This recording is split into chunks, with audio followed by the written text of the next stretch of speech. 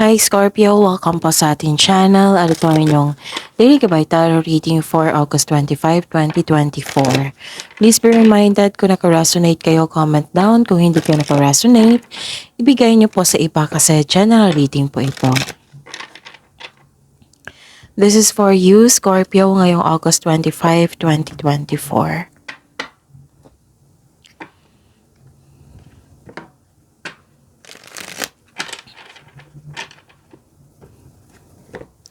Maraming salamat po sa inyo patuloy na suporta at maraming salamat din po sa mga hindi nag-skip ng ads. Gamitin ang reading na ito bilang gabay lamang sa mga hindi pa nag-subscribe. Subscribe na po kayo at click bell notification para malaman nyo na may bago tayong video. Para sa mga gustong magpa-reading po, may lumabas dyan sa screen nyo ngayon. Panoorin nyo po at sundin na ang instruction. Calling the attention sa mga suki ko dito na Scorpio, open na po ang inyong monthly Gabay Tarot reading for September 2024. May 6 months from now reading tayo at love life reading po. So message me Scorpio for schedule. Maraming salamat po.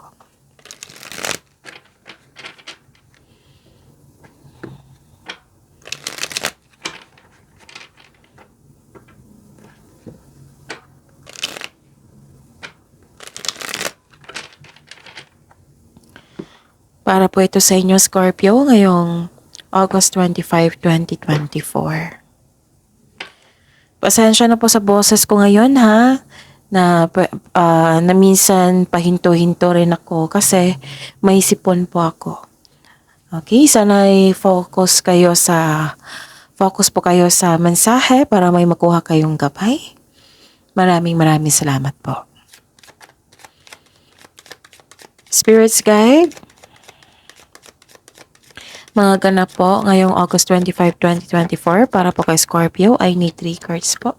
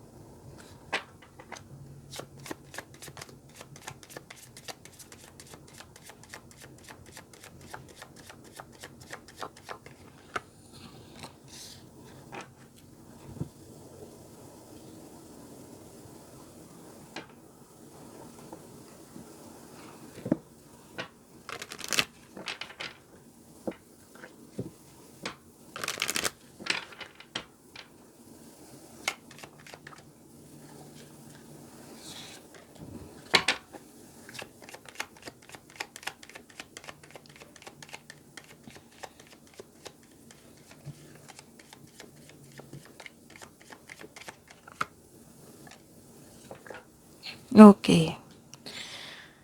Scorpio, ngayong August 25, 2024, may nakita ko ditong dumating. Pwedeng lalaki po ito. Kasi dalawang card na po nag-confirm dito. Pwedeng lalaki ito ha, or dumating na news or information, dumating na unexpected message, ganon. Maaring itong dumating is an opportunity na nagbigay ito ng tulong sa iyo para magkaroon ng sagot sa inyong mga katanungan. Okay? Para ayusin niya yung concern mo, problema mo. Pwedeng ganun. Pwede din opportunity din itong dumating. Okay? Tapos, maari nga siya yung nagbigay ng ideas din, nag-share ng ideas sa iyo para masolusyonan yung concern mo. May nakita kong lalaki dito na maaring siya yung nagbigay ng tulong sa iyo. Katulad yung example ko kanina. Maaring din siya yung concern mo. Sabi po ng card dito na please be reminded na huwag po daw kayong maniwala sa chismis. Alamin niyo po muna bago mag-react or ayun. Tapos, yun, may kausap ka. Oo, may kausap kayo ngayon. Pwedeng kapatid mo or tinuring mo siyang kapatid. Ganon. Tapos, may nakita ko ditong disconnection sa isang tao. Pwedeng naalala mo ito or pwedeng may ganap ngayon.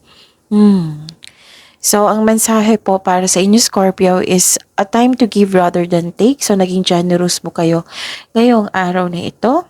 Kasi naka-receive po daw kayo ng blessings ngayon. Tapos naging generous kayo sa inyong kapwa, which is very good. And may tanong ang card sa inyo, what do you need to release? Sabi po ng card.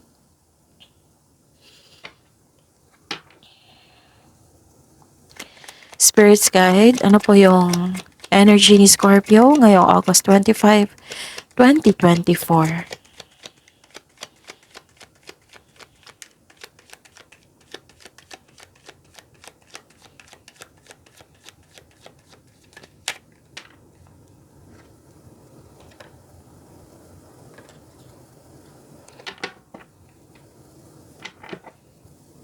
The clarification of this card po.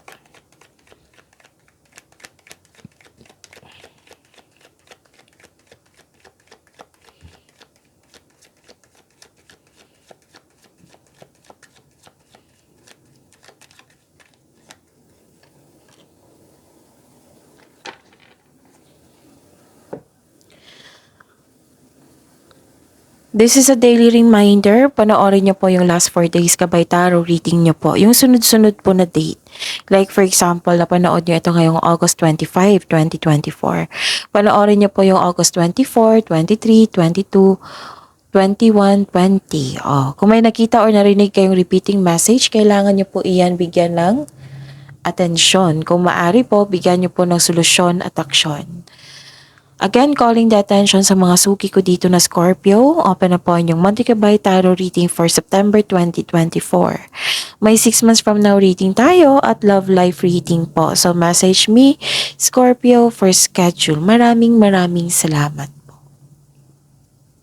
What is your energy today, ngayong August 25, 2024?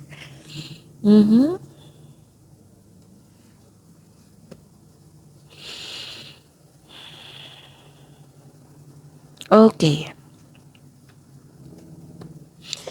Nakikita ko dito na makinig. Okay. Ang sabi po ng card nyo po dito na makinig po daw kayo sa inyong intuition kasi may mensahe na kailangan mong malaman. And may nakita ko ditong okay. Kaya pala may tanong ang card sa inyo dito, what do you need to release? Kasi may nakita ko ditong overthinking and overanalyzing. Instead na magkaroon kayo ng tiwala sa inyong sarili, naniniwala ka sa iba na hindi mo alam kung factual ba yan, totoo ba yan, or hindi. So, instead na maniwala kayo sa iba, di ba? So, alamin nyo kung totoo ba yan. Pero, ang sabi po ng card dito, makinig sa inyong sarili, lalo na mag-connect sa inyong intuition. Tapos, you have to stop overthinking and overanalyzing kasi it can steal your happiness It can steal your opportunity, which is may dumating din na opportunity dito. So, stop overthinking kasi hindi yan nakakatulong sa'yo. How to stop overthinking? So, ilang beses ko to nasabi dito, pero ulitin ko kasi may mga bagong subscriber po. So, how to stop overthinking or overanalyzing? Kung paulit-ulit na lang po na problema na walang solusyon, then bigyan po ng solusyon. And search nyo sa Google po, mindfulness skills. Actually, maraming paraan Pero ito yung top 3 na which is the most effective as sa personal as for me. The most effective way is, nasabi ko na yung mag-search sa Google ng mindfulness skills. Marami dyan. Maraming mga vlogger nagdi-discuss niyan. Tapos, the best way, the most is, anong tawag nyon?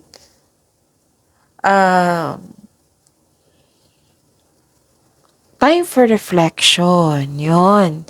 Time for reflection kasi may awakening dyan, realization, mabigyan mo ng solusyon yung problema mo, mapaprocess mo yung feelings mo dyan, yung emotions na, yung paulit-ulit na din na iniisip mo, mapaprocess mo lahat dyan. If hindi kaya, di ba sabi ko kanina sa inyo na bigyan ng solusyon, yung paulit-ulit. Kung hindi kaya, then change the channel muna. Huwag nyong i-pressure yung sarili nyo. Pero bigyan nyo po ng timeline, okay? Kasi, hindi kasi nakatulong pag ilang araw na or siguro ilang buwan, ganun. So, hindi siya nakatulong pag ganyan yung walang solusyon sa overthinking. So, you have to stop overthinking as soon as possible. Kasi nga, na hindi yan nakatulong sa'yo. Okay? So, yun. Okay. Actually, kailangan talaga mag-connect sa inyong intuition kasi may tao dito na may hidden motives. Ini-ignore mo lang kasi siguro busy ka. Siguro, akala mo lang okay lang yan, maliit lang yan ng bagay, ganon. So, bigyan niyo po daw ng atensyon, sabi po ng card. Actually, may pagbabago po. May transformation. Nasa pagbabago ka na. Oo, nasa pagbabago ka na. Pero naiisip mo yung nakaraan. You're clinging to the past. It might be, may nangyari sa nakaraan na may unhealthy connection ka sa nakaraan. Marahil, that is your comfort zone. Tapos umalis ka para magkaroon ng growth and expansion. Parang nilalaban mo kasi yung pagbabago eh. Natatakot ka sa changes dahil ayaw mong mag-move on. Nagkaroon ng stagnation. Okay? Kasi ending the situation, Scorpio, it means new opportunities coming. Pinapayagan mong pumasok yung new opportunities sa inyong buhay. Kung gusto mo ng growth and expansion, try to embrace this new beginning. Kasi new beginning is a chances para magkaroon ng expansion sa inyong ginagawa dyan. Like for example, sa career and money mo. This means new opportunity is bumasok sa inyo. Kasi tanggap mo yung new beginning. You have to. Kasi magbibigay ito ng pagbabago. This is chances. We all know na itong pagbabago na ito magkakaroon ng adjustment. Pero dyan mo matitest, mapuprove kung kaya mo ba or hindi. Tapos you have to release these past emotions or old emotions. Tapos na. Okay? Okay lang naman kung na-miss. Pero nagkaroon na kasi ng stagnation eh. May nangyari sa nakaraan na nagkaroon ng unhealthy connection. Para bang gusto mong bumalik sa nakaraan, mas comfortable ka. Kaya nga lumabas ka sa comfort zone mo kasi gusto mong maging successful. Alam naman natin na walang successful sa comfort zone. Nasa labas po. Kumbaga, swift change brings you new beginnings. So, okay lang yan, Scorpio. That is chances eh. Para may matutunan ka. Kasi sa labas ng comfort zone, mas marami kang matutunan. At may chances, kung may willingness for improvement, may chances talaga maging successful. Kailangan mo lang ng action, willingness, ganon. So yun, laban lang po. I think nag-rest day kayo ngayon, tapos marami kayong iniisip. So, yung sabi ng first card nyo dito na kailangan yun mag-stop ng overthinking. Kasi, yun nga, walang mangyayari pag nagkaroon ng stagnation. Oo. Okay?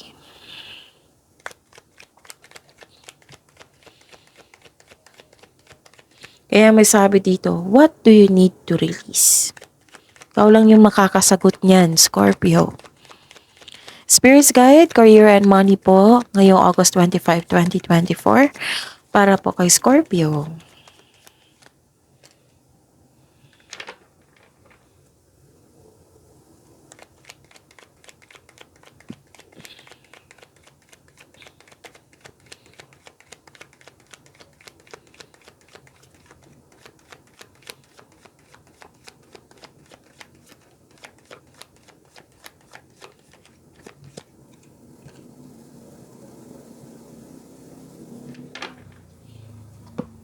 Inom muna ako ng tubig, saglit lang po.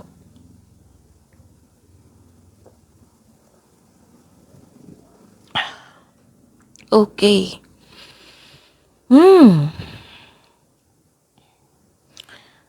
Okay, nakikita ko yung hard work mo dito. I'm happy for you, Scorpio. Talagang masipag si Scorpio. Yes. Naging productive kayo dito. Maraming movement to, ha? Maraming movement to. Transition. Hard work at dedikasyon sa trabaho or negosyo for financial prosperity. Patuloy mo lang itong pagsumikap mo. Oo. Nag-aaral ka. Some of you nag-aaral ng new skills para ma-increase yung income. Gumagawa kayo ng karagdagang income po. Alam niyo ba ang sabi po ng card dito? What you've been studying or practicing, magbibigay po ito ng abundance sa inyo. Wow! So, ang sabi po ng card dito, trust that you can do anything. Basta mag-set lang po kayo ng intention, clear intention, so that you can achieve success through diligent work that you enjoy. Kasi gustong gusto mo tong mga ginagawa mo, na-enjoy ka. Oo. Ano pa?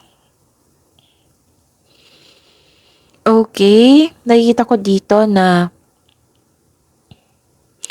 na-realize na na may tao dito na na-realize niya, oo, na mali siya. Yung, na-enlighten siya eh. Nanloko ito before sa iyo.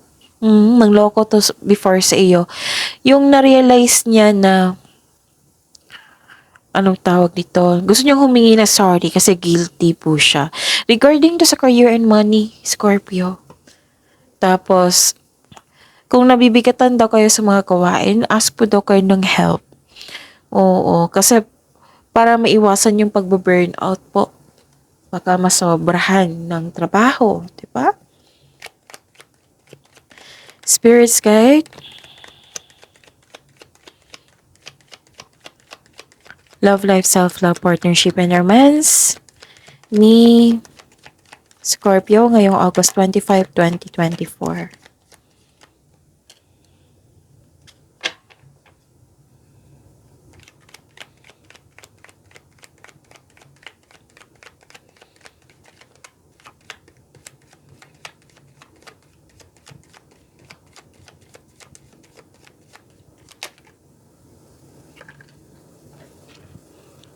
Maraming salamat po sa patuloy na tiwala at suporta sa ating channel. At maraming salamat din po sa mga hindi nag-skip ng ads. May lumabas dyan ngayon kung interesado po kayo sa ganyang offer. So, follow the instruction, okay? Okay.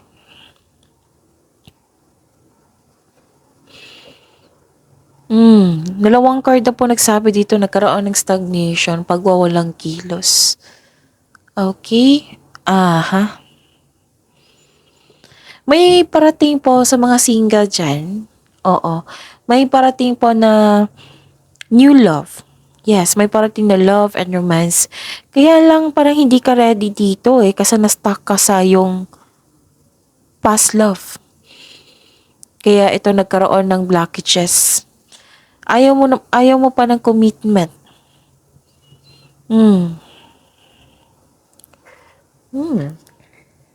Siguro wala pang closure to Kaya nga na-stuck. So, yun. You have to let go talaga sa past, sa old emotions na yan. You have to forgive the situation, forgive this person kung pwede. Forgive the situation, forgive yourself. Yes.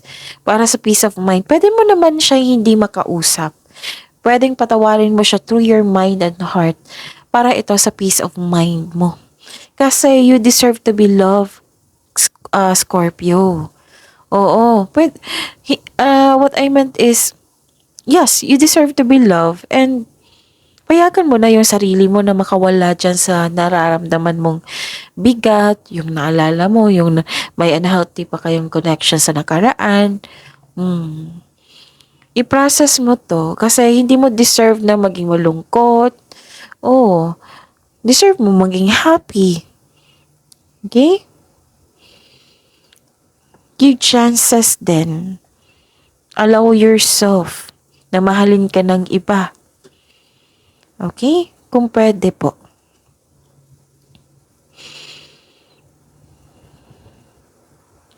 Okay.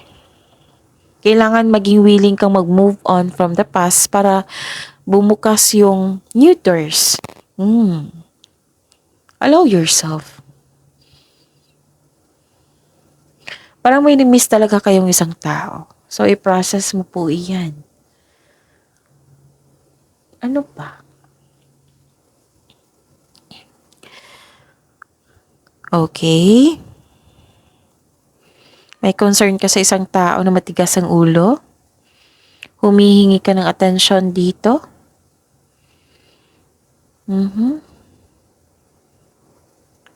Baka pwedeng kausapin mo yung partner mo, yung person mo, para magkaayos kayo. Kasi parang nagtampo ka sa kanya kasi wala siyang masyadong time sa iyo. Or kabaliktaran ito, kasi busy ka dito eh. Baka naka-receive ka ng complaint na wala ka nang masyadong time sa kanila. Pero si Scorpio, this is family oriented. Sa as personal ha. Kaya nga nagsisipag kayo para matulungan mo yung sarili mo para matulungan mo rin yung mga mahal mo sa buhay. Okay? So that's all. See you tomorrow, Scorpio. Please like, subscribe, and click the button for notification para updated po kayo sa daily tarot reading natin. Maraming salamat po.